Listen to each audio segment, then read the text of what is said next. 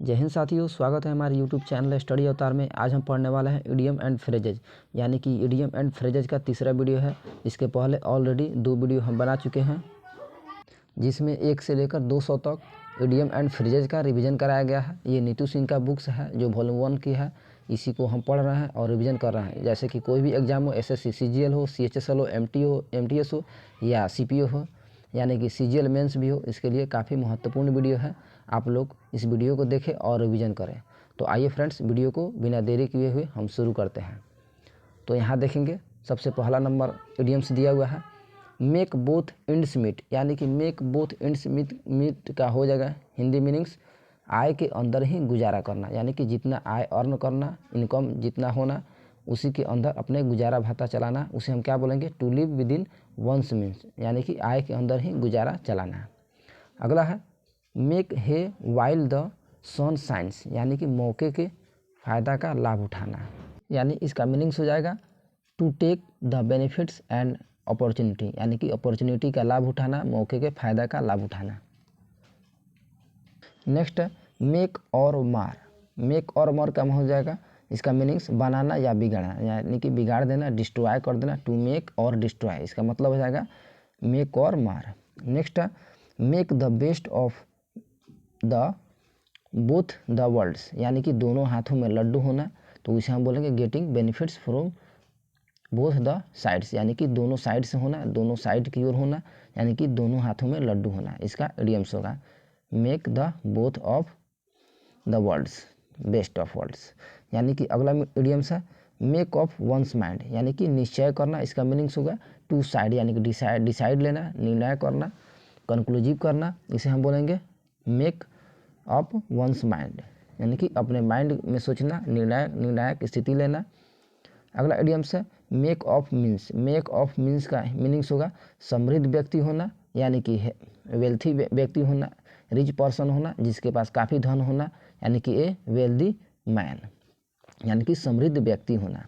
अगला इडियम्स है man of iron, यानी कि मैन ऑफ आयरन का हिंदी मीनिंग्स होगा दृढ़ इच्छा शक्ति वाला, यानी कि ऐसा व्यक्ति जो दृढ़ इच्छा शक्ति रखता हो, उसे हम बोलेंगे man with strong will power, यानी कि अपने पावर की क्षमता का उपयोग करता हो और पावर की क्षमता के साथ होता हो, उसे हम बोलेंगे दृढ़ इच्छा वाला व्यक्ति।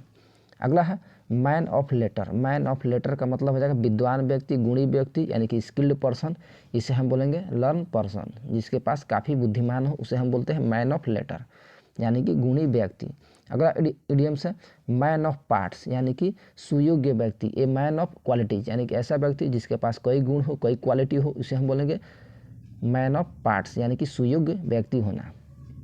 अगले इडियम्स है मैन ऑफ स्पिरिट, यानी कि उत्साहित व्यक्ति जो उत्साह से भरा हो, उसे हम बोलेंगे मैन ऑफ स्पिरिट, यानी कि a man full of enthusiasm, यानी कि काफ़ी उत्तेजना व्यक्ति होना, उत्तेजित होना, उसे हम बोलते हैं मैन ऑफ स्पिरिट। अगला इडियम्स है man of straw, man of straw का मीनिंग होगा वह आदमी जिसका कोई मत न हो, यानी कि उसका कोई मत न हो, यानी कि वीक पर्सन हो, कमज़ोर पर्सन हो, पुअर पर्सन हो, उसे हम बोलते हैं मैन ऑफ स्ट्रॉ, यानी कि तुच्छ व्यक्ति हो।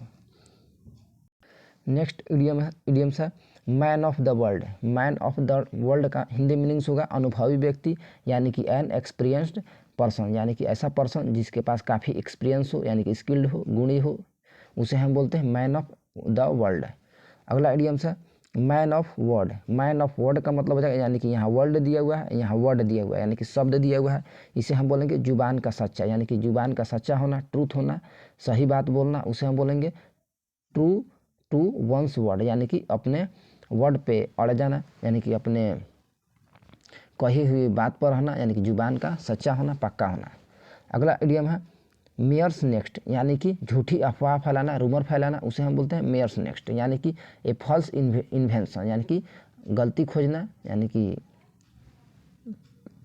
रॉन्ग डिसीजन लेना। अगला इडियम्स है मिडाज टच, मिडाज टच का हिंदी मीनिंग्स होगा जादुई शक्ति, यानी कि मैजिकल पावर होना, जिसके हाथ में लगाया गया लाभदायक सिद्ध हो, उसे हम बोलते हैं a man of with extraordinary power, यानी capacity to make any venture profitable, यानी कि जो जादुई व्यक्ति हो, मैजिकल पर्सन हो, उसे हम बोलते हैं मिडाज टच, यानी कि जिसे छूते ही जादुई कोई चमत्कार हो, उसे हम बोलते हैं मिडाज टच। नेक्स्ट इडियम है मीन्स मैटर का मीनिंग्स होगा ज़्यादा सख्त शब्दों के प्रयोग से बचना, यानी कि टू मॉडरेट और रिस्ट्रेन वंस लैंग्वेज, यानी कि अपने लैंग्वेज से बचना, यानी कि अपने भाषा से बचना, उसे हम बोलते हैं मीन्स मैटर्स, यानी कि अपने शब्दों से बचना। अगला इडियम्स है to minds one's p's and q's. P's and q's का मतलब हो जाएगा फ्रेंड्स शिष्टाचार का पूरा ध्यान रखना, यानी कि शिष्टाचार में होना, उसे हम बोलते हैं पी एंड क्यूज। इसका इडियम्स हो जाएगा taking cares of behaviour properly, यानी कि शिष्टाचार का ध्यान रखना, प्रोटोकॉल का ख्याल रखना। अगला इडियम्स है मिस द बीट, यानी कि अवसर खोना, अपॉर्चुनिटी को लॉस करना, यानी कि अवसर को हटा देना, अवसर को भुला देना, उसे हम बोलते हैं लूज एन अपॉर्चुनिटी, यानी कि अवसर को खो देना। अगला है मदर विट, यानी कि आम जानकारी, जिसके पास कोई जानकारी हो, कॉमन सेंस हो, उसे हम बोलते हैं मदर विट। अगला इडियम है मूव हेवन एंड अर्थ, यानी कि आकाश पाताल एक करना, यानी कि काफ़ी मेहनती होना, लेबर्स होना, उसे हम बोलते हैं move heaven and the earth, यानी कि आकाश पाताल एक करना। टू ट्राई वंस बेस्ट, यानी कि सबसे अच्छी कोशिश करना, यानी कि करने की सबसे बेहतर करने की कोशिश करना, तो उसे हम बोलते हैं आकाश पाताल एक करना। आगे हम पढ़ेंगे जैसा कि अगला इडियम्स दिया हुआ है friends, much cry and little wool, यानी कि राई का पहाड़ बनाना, तिल का पहाड़ बनाना। मच एडू अबाउट नथिंग, यानी कि lot of fanfare for something which has very little importance, यानी कि छोटी चीज़ों को, यानी कि छोटी बातों को बड़ी से बड़ी बात बनाना, यानी कि तिल का ताड़ बनाना, उसे हम बोलते हैं राई का पहाड़ बनाना। यानी कि मच कराई एंड लिटिल वुल, यानी कि छोटी छोटी बातों पे ज़्यादा उसको पहाड़ की तरह बनाना, उसे हम बोलते हैं मच अबाउट थिंग नथिंग, यानी कि कुछ नहीं होना लेकिन उसे ज़्यादा तिल का ताड़ बनाना। अगला है नैरो स्केप्स। नैरो स्केप्स का मतलब होता है बाल बाल बचना, यानी कि क्लोज शेप में होना, बाल बाल बचना। टू एस्केप बाई और लिटिल मार्जिन, यानी कि छोटी छोटी चीज़ों से बचना, यानी कि बाल बाल बचना। अगला है निग नैग। निग नैग का हिंदी मीनिंग्स होगा जो लगातार परेशान करे, उसे बोलते हैं निग नैग, यानी कि a noun use to address someone और विथ जो फ्रस्ट्रेशन, यानी कि जो फ्रस्ट्रेट करता हो, परेशान करता हो, डिप्रेस करता हो, उसे हम बोलते हैं निग नैग। अगला है 9 डेज वंडर, यानी कि 9 डेज वंडर्स का हिंदी मीनिंग्स होगा कम समय का सुख, यानी कि 4 दिन की चांदनी होना, 9 डेज में होना। Something that argues arouses great interest but for a very short period, यानी कि छोटे समय में अच्छी चीज़ों को पाना, यानी कि 4 दिन की चांदनी होना, उसे हम बोलते हैं 9 डेज वंडर्स। अगला इडियम्स है निप in the bud. Nib in the बड का मतलब हो जाएगा आरंभ में ही नष्ट कर देना, यानी कि शुरुआत में ही खराब कर देना। To put on the end to something in its initial stage, यानी कि प्रारंभिक स्टेज में उसे ख़त्म कर देना, नष्ट कर देना, डिस्ट्रॉय कर देना, उसे हम बोलते हैं निप इन द बड। अगला इडियम है null and avoid. Null and void का मतलब होता है बेकार, यानी कि इनएफेक्टिव जो होता है, यानी कि यूजलेस होता है, उसे हम बोलते हैं नल एंड अवॉइड, यानी कि यूजलेस होना, बेकार होना। अगला है नर्स और ग्रज, उसे हम बोलते हैं शत्रुता भाव कायम रखना, यानी कि इनमेटिव होना, दुश्मनी होना, हॉस्टाइल होना, उसे हम बोलते हैं नर्स और ग्रूज। बियर रेस्टमेंट, यानी कि रिसेंटमेंट फॉर लॉन्ग पीरियड। अगला है ऑयली टोंग। ऑयली टोंग का मतलब होता है खुशामद की भाषा से सचेत रहना, यानी खुशामद की भाषा। तो ऑयली टोंग का मतलब हो जाएगा फ्लैटरिंग वर्ड, यानी कि अपने वर्ड से फ्लैटर करना, यानी कि खुशामद की भाषा की बोली बोलना, उसे हम बोलते हैं ऑयली टोंग। नेक्स्ट इडियम्स है one one's guard. One one's guard का हिंदी मीनिंग्स होगा सावधान रहना, सचेत रहना, वियरी रहना, केयरफुल रहना, यानी कि विजिलेंट रहना, चौकन्ना रहना, उसे हम बोलते हैं वन वंस गॉड, यानी कि सावधान रहना, सचेत रहना, केयर रहना। अगला है वन वंस लास्ट लेग्स, यानी कि ख़त्म होने की स्थिति में होना। टू लास्ट एंड में होना, यानी कि क्लोज टू कोलैप्सिंग, यानी कि ख़त्म होने की स्थिति में होना। अगला है once for all. Once for all का हिंदी मीनिंग्स होगा हमेशा के लिए होना, यानी कि फॉर गुड होना, यानी कि लास्ट के लिए होना। फॉर द लास्ट टाइम के लिए होना, यानी कि कंक्लूसिवली, यानी कि निर्णायक स्थिति पर पहुंचना। अगला है ओपन क्वेश्चन। ओपन क्वेश्चन का मीनिंग्स होगा सवाल जिसका एक से अधिक उत्तर हो सकता हो, यानी कि एक क्वेश्चन विच में have more than one answer, यानी कि ऐसा सवाल जिसका एक से अधिक उत्तर हो सकता हो, उसे हम बोलते हैं ओपन क्वेश्चन। अगला है पामी डेज। पामी डेज का हिंदी मीनिंग्स होगा अच्छे व शांतिपूर्ण दिन, यानी कि प्रोस्परस दिन होना, यानी कि एफ्लुएंट डे होना, यानी कि महत्वपूर्ण दिन होना, इंपॉर्टेंट डे होना, उसे हम बोलते हैं पामी डेज। अगला है पेंडोरा बॉक्स। पेंडोरा बॉक्स का मतलब हो जाएगा समस्याओं का भंडारा, जिसे वाकिफ न हो, यानी कि ऐसा समस्या जिसे हम वाकिफ नहीं होते हैं, समस्याओं का भंडारा होता है, उसे हम बोलते हैं पेंडोरा बॉक्स, यानी कि a source of extensive but unforeseen troubles. Next है parts and parcel. Parts and parcel का हिंदी मीनिंग्स होगा आवश्यक अंग, यानी कि इनसेपरेबल पार्ट। अगला इडियम्स हम देखेंगे। नेक्स्ट है पास्ट मास्टर। पास्ट मास्टर का मीनिंग्स होगा विशेषज्ञ होना, यानी कि एन एक्सपर्ट होना, एक्सीलेंट होना, क्लेवर होना, चालाक होना, उसे हम बोलते हैं पास्ट मास्टर। अगला है पे द पीपर। पे द पीपर का मतलब हो जाएगा खर्च वहन करना, यानी कि to bear the cost of something some service rendered, यानी कि पे द पीपर, इसका हिंदी मीनिंग्स होगा खर्च वहन करना। नेक्स्ट पे थ्रू हिज नोज, यानी कि अत्यधिक खर्च वहन करना, इसे हम बोलते हैं पे थ्रू हिज नोज, यानी कि टू पे डियरली, यानी कि काफ़ी खर्च करना, एक्स्ट्रा वेगेनली होना। नेक्स्ट पेनी वाइज पाउंड फुलिस, यानी कि छोटे खर्च में किफ़ायत करना और बड़ी रकम उड़ाना, इसे हम बोलेंगे careful about trifles but wasteful in large ventures, यानी कि छोटे खर्च में किफ़ायत करना और बड़ी रकम को उड़ाना। अगला है पिक ऑफ द गॉन्टेल्ट, यानी कि चैलेंज कबूल कर लेना, उसे हम बोलते हैं टू एक्सेप्ट द चैलेंज, यानी कि चैलेंज को कबूलना यानी कि एक्सेप्ट करना, चैलेंज को डिफीट करना, उसे हम बोलते हैं पिक ऑफ द गॉन्टेंटल, यानी कि पिक ऑफ द गॉन्टलेट, इसका मतलब है चैलेंज कबूल करना। अगला है play docks and drakes. Play docks and drakes का हिंदी मीनिंग्स होगा पैसे को बर्बाद करना, यानी कि पैसा को ज़्यादा से ज़्यादा खर्च करना, उड़ाना, उसे हम बोलते हैं प्ले डॉक्स एंड ड्रैक्स, यानी कि टू वेस्ट मनी, यानी कि पैसे को खर्च करना, बर्बाद करना। अगला है play second fiddle. Play second fiddles का हिंदी मीनिंग्स होगा निचला स्थान स्वीकारना, यानी कि टू बीट एंड सब ऑर्डिनेस पोजीशन, यानी कि नीचे वाली पोजीशन को स्वीकारना, एग्री रहना, सहमत रहना। अगला है प्ले ट्रंट, यानी कि बिना इजाज़त काम से गायब रहना, यानी कि बिना पूछे विदाउट परमिशन के आप काम से यानी कि गायब रहना, उसे हम बोलते हैं प्ले ट्रंट, यानी कि to be absent from duty without permission, यानी कि बिना अनुमति लिए यानी कि छुट्टी पर रहना। अगला है पॉइजन समवंस ईयर्स, यानी कि कान भरना, कानाफूसी करना, उसे हम बोलते हैं पॉइजन समवंस ईयर, यानी कि कानों में विष भरना, जहर भरना लोगों को, यानी कि to speak against one to another, यानी कि दूसरे के विरोध में बोलना, दूसरे से दुश्मन लेना, शत्रुता लेना, यानी कि हॉस्टाइल होना, इनेमिटी होना। अगला है पोक वंस नोज, यानी कि टांग अड़ाना, तो इसे हम बोलेंगे टू इंटरफियर, यानी कि किसी काम में इंटरफेयर करना, उसमें शामिल होना, उसे हम बोलेंगे पोक वंस नोज, यानी कि टांग अड़ाना। अगला इडियम्स है पोर ऑयल ऑन ट्रबल्ड वाटर्स, यानी कि क्रोध शांत करना, टू पेसिफाई द मैटर्स, यानी कि मैटर्स को, विवाद को शांत करना, विवाद को निपटारा करना, उसे हम बोलते हैं पोर ऑयल ऑन ट्रबल्स वाटर, यानी कि वाटर को ठंडा करना, यानी क्रोध को शांत करना।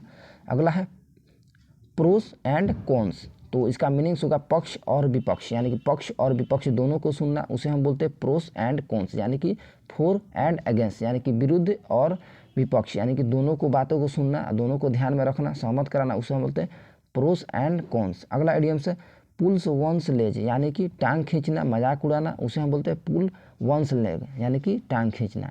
टू मेक फन और टू टीज, यानी कि दूसरों से फन करना, मजाक करना, उसके ऊपर हंसना, उसे हम बोलते हैं पुल वंस लेग। अगला है pull the wool over somebody's eyes, यानी कि धोखा देना, मिसलीड करना, उसे धोखा दे देना, उसे हम क्या बोलते हैं pull one's wool over somebody's eyes. Next put up spoke in one's wheel, यानी कि तंग करना, उसे परेशान करना, एनवाय करना, बाधा उत्पन्न करना, यानी हिंड्रेंस करना, टू ऑब्स्ट्रक्ट। अगला इडियम्स है put in the cold storage, यानी कि काम को लंबित कर देना, टू कीप वर्क पेंडिंग, यानी कि काम को पेंडिंग में डालना, काम को टाल देना, अवॉइड कर देना, स्टॉप कर देना, रोक देना, उसे हम बोलेंगे पुट इन कोल्ड स्टोरेज। अगला इडियम्स है पुट वंस फुट डाउन, यानी कि अपने प्राधिकार को दर्शाना, टू एक्ट फॉर्मली यानी कि अपने अधिकार को दर्शाना, शो करना।